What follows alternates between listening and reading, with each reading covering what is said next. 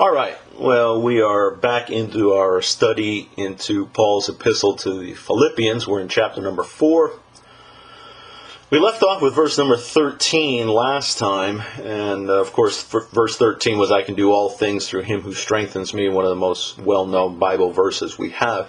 And we discussed if we read the scriptures, and of course we study them and meditate on them, and allow those scriptures to penetrate our minds and our hearts, and we act on them, and then of course allow His Holy Spirit to rule and overrule in our lives,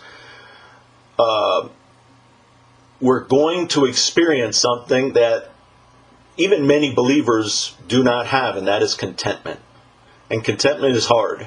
But if we stick to the scriptures, if we rely on His Holy Spirit, we can experience contentment in this life. And so he continues on, nevertheless, so he's kind of shifting gears a little bit, kind of taking you back to verse number 10 there. But nevertheless, verse number 14, you have done well to share with me in my affliction. Nevertheless, you have done well. Now, what's interesting is you have done well. Well, that's what it says in English, but that's not what Paul wrote. The Greek actually reads, you have done good. Now, at this point, you may think, okay, well, that's 6 in one hand, half dozen in the other, right? I mean, we're splitting hairs. No, we're not. What Paul wrote, you have done good. The word he wrote is an adverb. It's an adverb. So it's, in English, of course, it's improper to use the word good as an adverb. And so it sounds, in accordance with the New American Standard, which is the scripture that I've been using for the study, they went ahead and they took the word and they translated it well. The problem is, well is an adjective. It's not an adverb. And he wrote an adverb. So if you change the Greek word, kalos, all right, or kalos, to well, you've actually changed the meaning of the verse.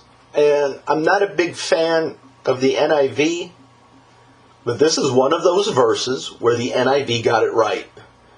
And they see the Greek, they see the adverb, and this is how they translated verse 14. They said, yet it was good of you to share in my troubles. Yet it was good of you to share in my troubles. So well, if you use well, it's an adjective. An adjective is going to modify what? The you. Instead of what they had done for him. Paul is not bringing attention to them. He's bringing attention to the action. You have done good. Or like what the NIV said, yet it was good of you to share in my troubles. Again, in the New American Standard, to share with me in my affliction.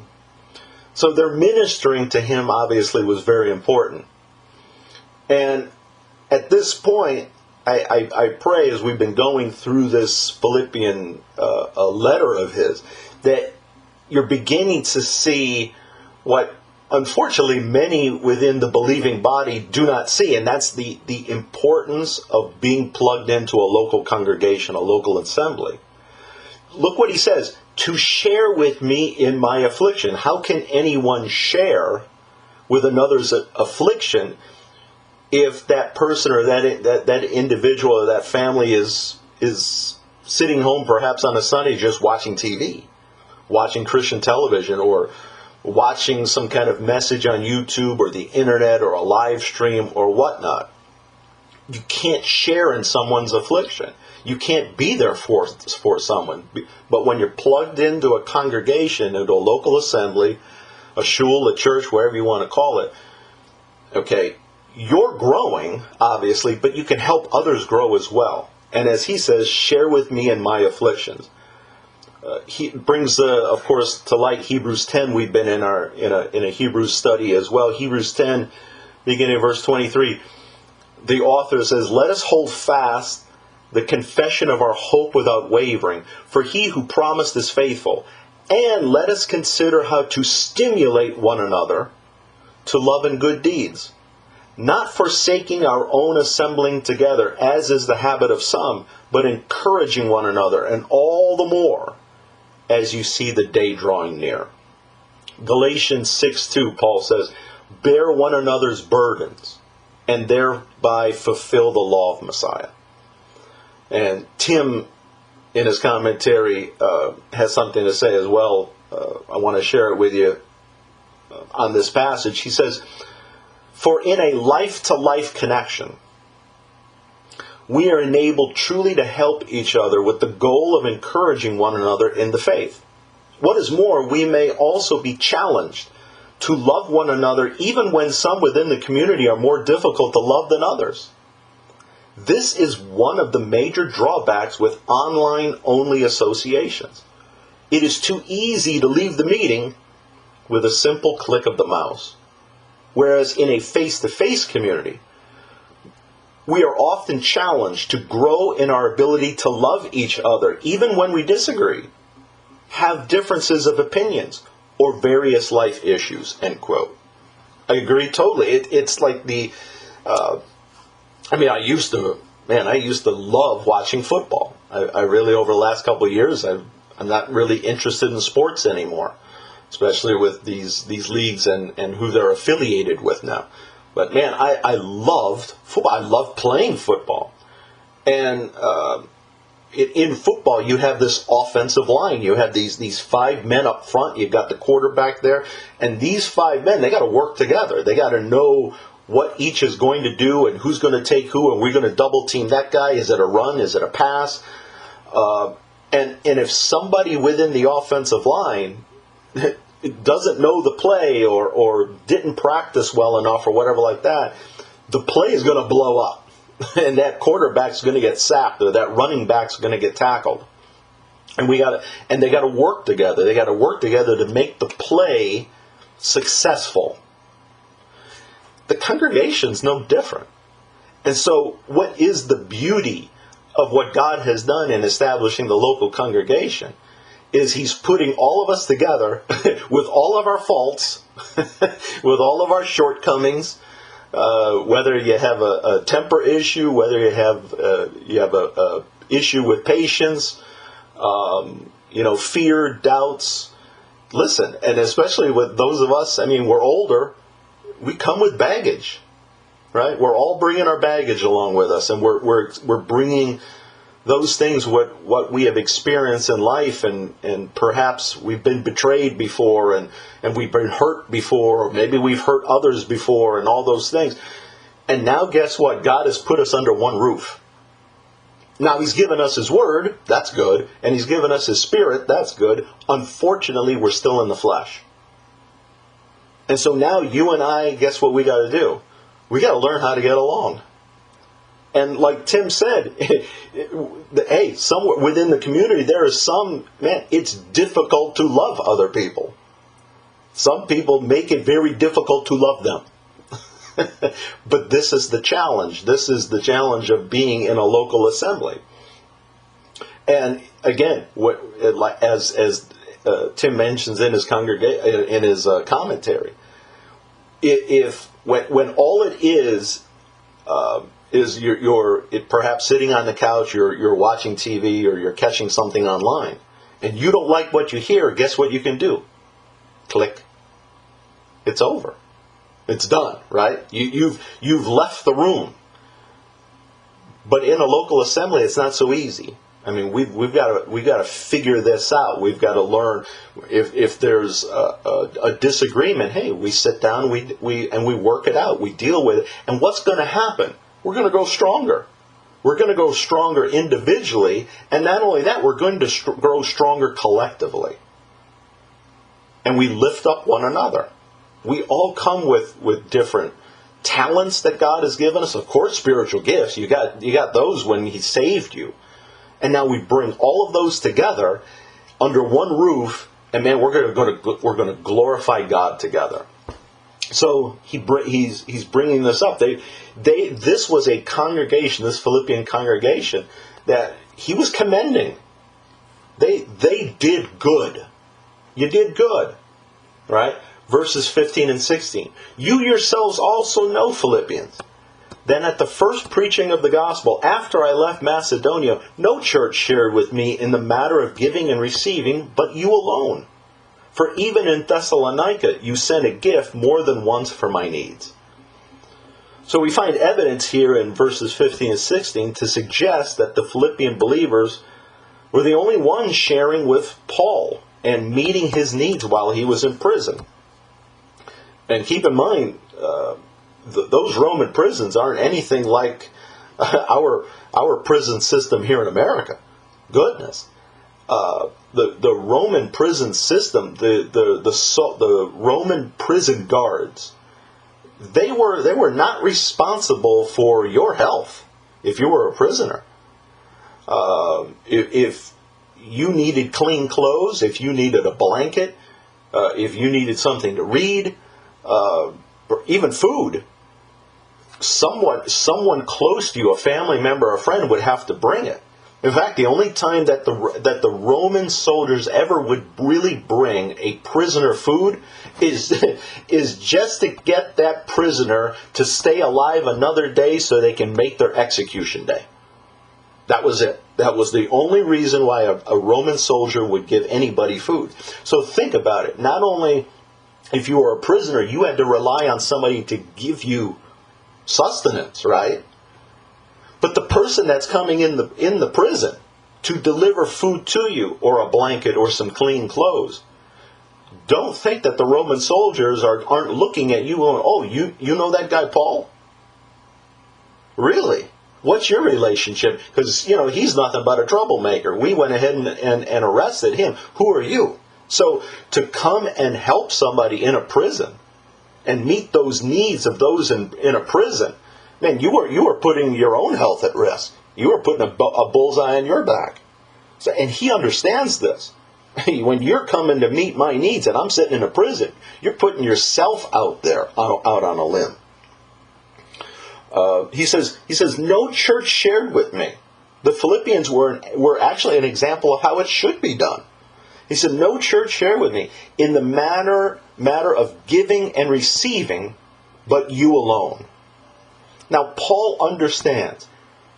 They're giving to him. He's got the food. He's got the clothes. He's got those things. He's got what he needs. And the Philippians are delivering it to him. So he's the beneficiary of their love. But he also knows, listen, you're not serving me. You're serving Yeshua. Okay? I may be the beneficiary of it, but you're serving Yeshua.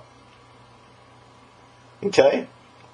And that's where even, whether you call a person in my position, whether it's an elder, a shepherd, a pastor, a rabbi, what have you. 1 Timothy 5:17, the elders who rule well are to be considered worthy of double honor, especially those who work hard at preaching and teaching.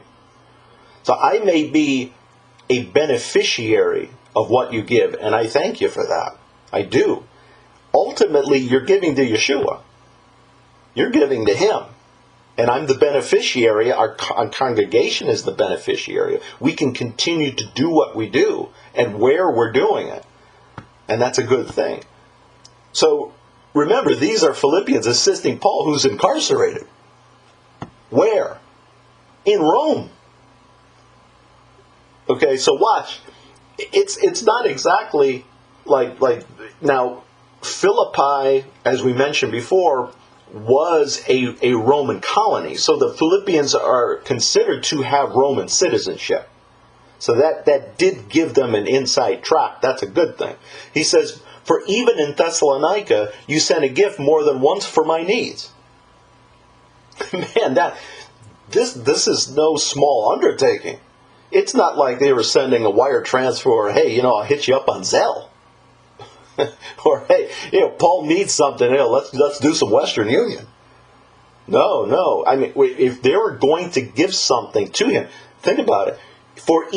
He says, even in Thessalonica, you sent a gift more than once. Why would he say even in Thessalonica? Because Thessalonica and Philippi, they're approximately 97 miles away from each other. 97 miles. And it's not like they're getting on Brightline. I mean, you got to travel there. That's 97 miles. They brought what he needed to him over in Thessalonica. And the other thing you have to keep in mind, the roads were treacherous, and there were a lot of thieves. They were dangerous roads out there. And so these Philippians traveled almost 100 miles to help this apostle out and give him what he needed, in, if I may say it, in neighborhoods and streets that just were not all that kind. Okay, so they really went above and beyond what anybody would really expect from them. But the Lord saw what they were doing. The Lord saw what they were doing, and He honored that. He says, watch, verse 17. Not that I seek the gift itself, but I seek for the profit which increases to your account. Paul wants to make it clear that he's certainly not suggesting that the Philippians send him further gifts. All right, hey, I need some more, because I got this $3 million mansion over here, and I got the Lear jet, and I got to maintain this high rent lifestyle. No, that's not the apostle. He says, not that I seek the gift itself. He understands their care for him is being recognized by the Lord. It's being recognized by the Lord. And it when you really think about it, it's people will invest. I mean, human beings have been investing for thousands of years. And we'll invest in something that we don't really know if it's going to work out. Maybe it might work out. Maybe it will. Maybe it won't. What is the return on that investment? What are the dividends? What is and we go on and on and on. But truth be told, it's only going to last for so long. And we invest so much in this world. And I wonder how many times, myself included, do we just pause and say, man, how much am I investing in the kingdom? Because what I'm investing here, whether it's this house, whether it's a portfolio, wherever it is it going to last? Especially with the way the dollar is looking anymore in our country. 31 trillion in debt. This is not good. And so why would you want to invest in something so much here when that which is in heaven is eternal? He says, by lending aid to Paul, the Philippians are fulfilling really the law of Christ. John 13:35, by this all men will know that you are my disciples, if you have love for one another. John 15 verse 12, this is my commandment, that you love one another, just as I have loved you. And these Philippians shared their love with him. And he knew it, and he's appreciative of it. Again, you're not serving me, guys. You're serving the Lord. And he wants them to understand that message. He says, but I seek for the profit, but I seek for the profit which increases to your account. He's encouraging them. He's helping them. But I seek for the profit which increases to your account. You're giving to me. That's true. And your account is growing. Where? Heaven. Say, profit, karpos, is the Greek word. And it really literally means fruit. But I seek, he says, for the fruit, which increases to your account. The fruit of the praises which are presented to God as a thank offering, which increases to your account. So these Philippians, man, he goes, not only are they saved, but he's acknowledging you're growing. You're growing in sanctification. You're maturing in your faith. You're giving, and you love to give, and you're loving one another, and you're helping me out, and you understand that God is watching, and your account is growing and growing and growing because you're giving, and you're loving. You're doing what Christ wants you to do. He says, love one another. right? And the kingdom rewards, are going to far outweigh anything that we're looking for here. Matthew 6, beginning in verse 19. Well-known verses. Do not store up for yourselves treasures on earth. Now, Yeshua's not saying, don't invest or don't save. Of course, there are plenty of verses where, yes, he wants you to save. He wants you, as we say, save for a rainy day. Of course. But he says, do not store up for yourselves treasures on earth, where moth and rust destroy, and where thieves break in and steal. May I even add, or Washington steals. But store up for yourselves treasures in heaven, where neither moth nor rust destroys, and where thieves do not break in or steal. For where your treasure is, there your heart will be also. Notice, it's not where your heart is, that's where your treasure will be. Where your treasure is, where you put your treasure, where you put your time, where you put your talents, that's where your heart is. That's where you'll find your heart. So Yeshua isn't negating storing up treasures. He's emphasizing there's a better place to store them. Imagine if you invested in something and guess what? The return on that investment, it's going to be out of this world. He would say, yeah, give it to me. Okay, heaven. There you have it. There was a situation, it was a number of years ago. And really, I tell you this because I'm not in my mind, because the Spirit is my witness. I'm not, even though you don't know the person, but I'm not belittling this individual. Really, I'm sad. He was a person who drove a Mercedes.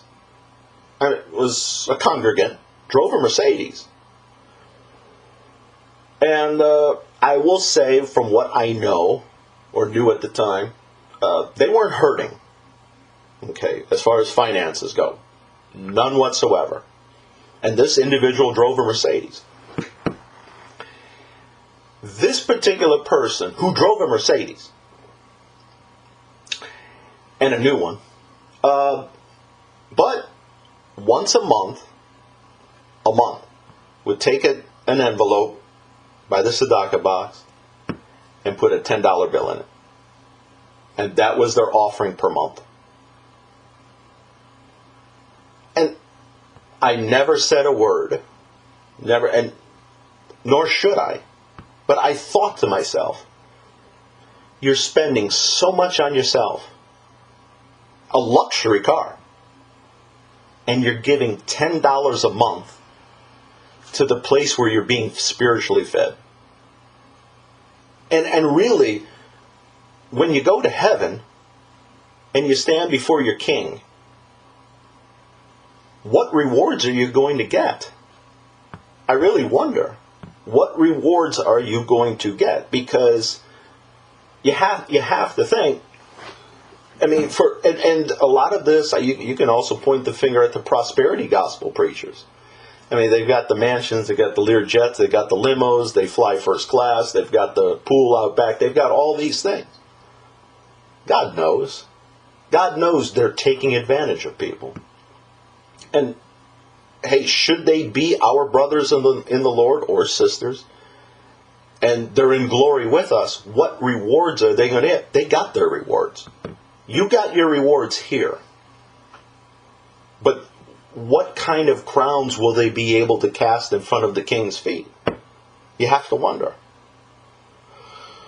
He says in verse 18, he says, but I have received everything in full and have an abundance. I am amply supplied, having received from Epaphroditus what you have sent, a fragrant aroma, an acceptable sacrifice, well-pleasing to God.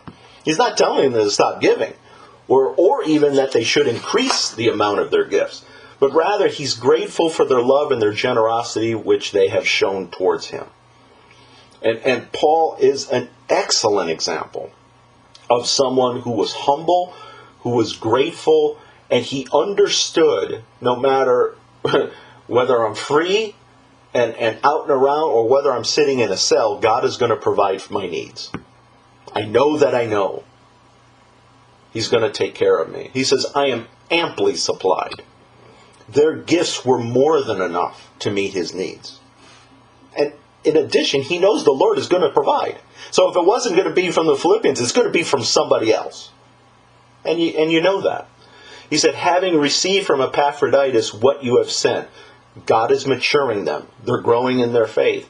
A fragrant aroma, an acceptable sacrifice.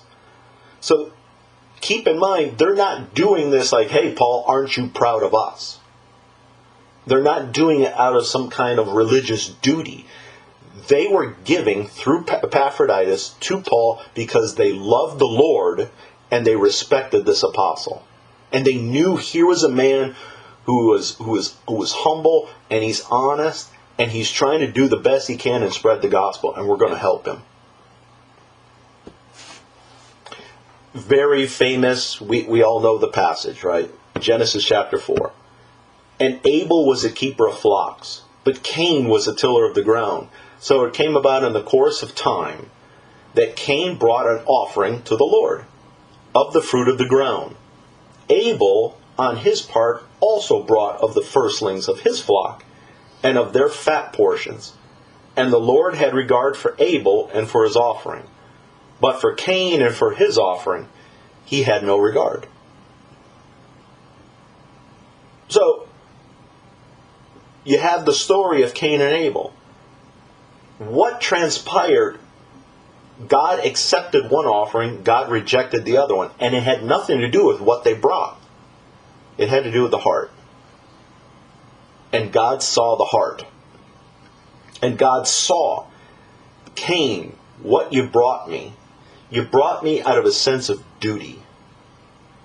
Abel, on the other hand, brought an offering which was well-pleasing to God. And God saw it and God honored that. So it's not about the amount. It's about where's your heart. Where your treasure is, there your heart will be also. It's not about the amount.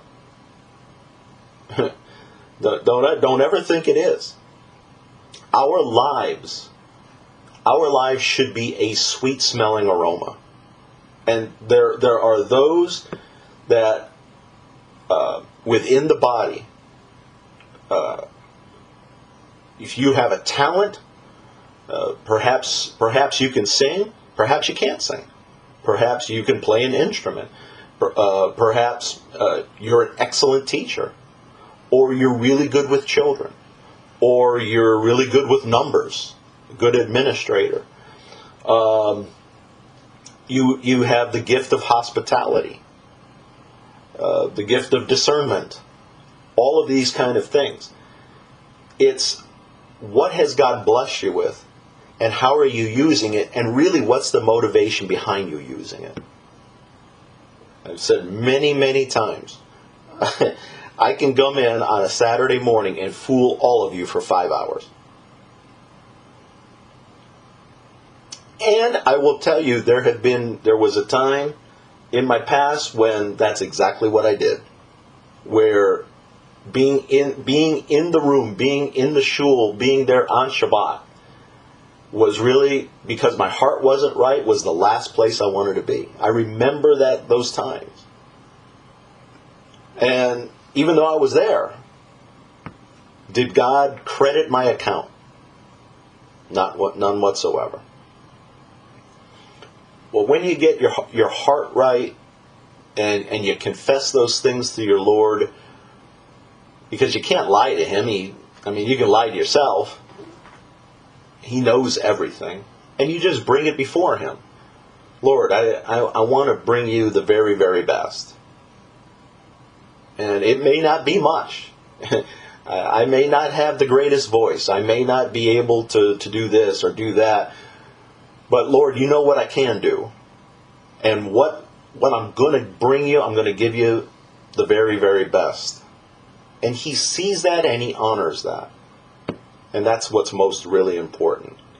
And then at least you can come away from the day and you say, what I've offered you, I know, since I came and I had the proper heart, I know it's a sweet smelling fragrance. And that's really what he expects out of each and every one of us. We're going to stop with verse number 18.